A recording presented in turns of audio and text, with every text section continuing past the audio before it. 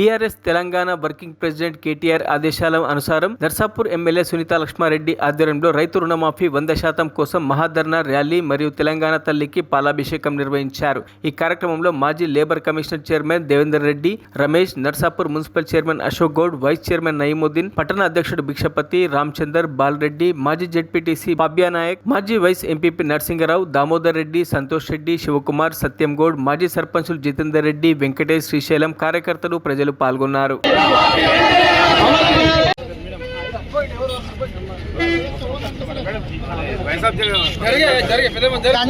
అందరూ వస్తారు, దాని మీద దుంకుతే ఎవరు రారు.